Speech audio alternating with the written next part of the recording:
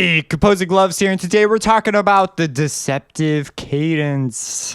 I know, that was dramatic. It's a gift. So, what is the Deceptive Cadence? Well, it's like someone, you get deceived. Someone deceives you. Someone says, hey, you know, such and such is going out with the girl you like, and then you're like, dang it, so you don't try, and then the person you trusted goes and asks the girl you like out, or guy, you know, vice versa, whatever your situation is. They get it and they go, oh, and you hate that friend now. They deceived you. And what is the result of this? Now you got to find another girl, or you keep going after the same girl. Either way, they've put off your golden relationship, and now you either can get it later through a variety of methods, I suppose, or you could go just find a new relationship. That's sort of like how the Deceptive Cadence works. So here we are playing a chord. We're playing some chords. We're playing like C major and F major and what is that? What am I playing right now? A G major and then another G major. And you're like, we want to play the one chord. That's just what everyone wants to do. They want to be authentic. And the authentic cadence, but we're going to avoid it. We're going to go. All right. What if I stop right there? Yeah, that doesn't sound done, does it? So that is one of the properties, but we did have some release. That's the point. So whenever we reach the 5 chord or we achieve something that calls for an authentic cadence, and then we deliberately don't do it, we have now deceived the listener. And we can continue on. We can continue doing things. It doesn't sound done like at all. So there's some common things to do are you reach the 5 chord and then instead you play the 2, the 1, not the 1, no, anything but the 1, the 2, the 4, the 6. So here's some examples. Let's write one. Yeah, you want to write one? Oh my gosh, I've never seen so much enthusiasm from the internet. Okay, so let's do it in D major, right? So we go D. That D. Man, it looks hot. So we're gonna do this because it's hot in my room right now because it's like freaking 98 degrees or something. So we have D, and then we'll go up to like a G. We'll keep this D. We'll go up B. And then we'll go. Oh, you know what is friends with the D major chord? We'll do the E. And then we'll call to the 5th. So we've got the 5th is the call. And then instead we decide, you know what? Let's see here. D. Let's go to B minor. Yeah, that sounds good. And then we'll go ahead and resolve these down to back to an E. I'm just throwing stuff out. C. No, let's not do a C sharp. Let's do a B in a different version.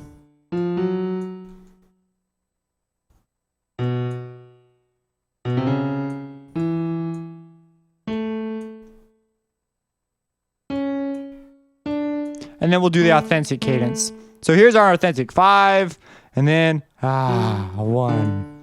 So authentic cadence right here. Woo, woo, woo. Deceptive cadence over here. We're going to be expecting to reach the 1 chord, and then we don't do it. It's like, just kidding. So it's like your friend who does that joke that's freaking.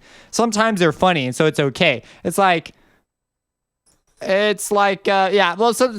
deceptive cadences aren't always bad. Some are less pleasing than others. So like.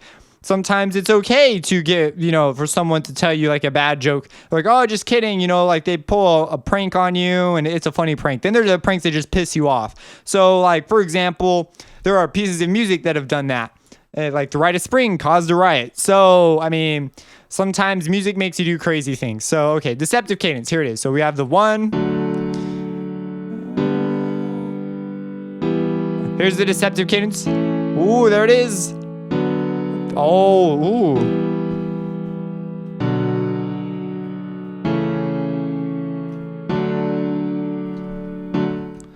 So, that was kind of nice. Re-hit, doo-doo.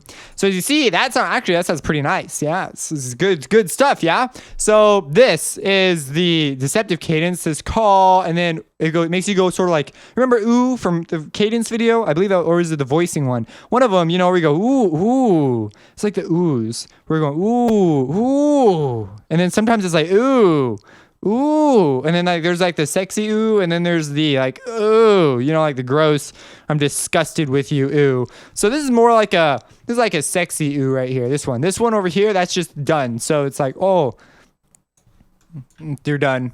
Like that's it, the end. Now you can keep going from here. It's just more final. You know, it's not as, you know, it's not quite as satisfying to continue on from there because you've already been so satisfied. So now to move on is sort of like, So this right here though is sort of satisfying, but at the same time you'd like to keep going. Like you're not out of juice yet, so you keep going. And so that is the deceptive cadence. Now, the deceptive cadence sometimes will be specifically to reach this later. So they'll be like, oh, we're going to put this off a couple more chords. Versus sometimes it's not. Sometimes you just keep doing deceptive cadence after deceptive cadence, and you can extend out your piece this way. So for example, we'll do like a C. And then instead we'll deceptive cadence it, so we won't resolve it. That sounds horrible. And then we'll deceptive cadence it again.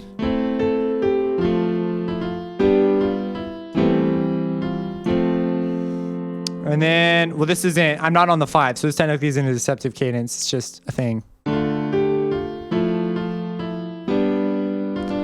then right here, we could resolve it again, but instead we could go to like a D minor. That one, the voicing could use some work, but as you see, it's a valid move.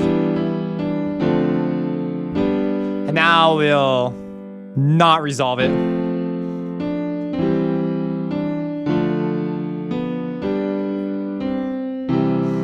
Oh, look at that. Isn't that nice? So yeah, there were some moments in there. It's like, whatever. It's whatever. But as you can see, we can just keep putting stuff off. Like, not yet, not yet, not yet, not yet. Okay, now do it. And then bang, when we do it, it's like extra nice because it's like the suspense builds, but at the same time it's being released. It's like this, it allows you to keep going without losing the listener. So if you have any questions about this, let me know. Subscribe and have a blessed day.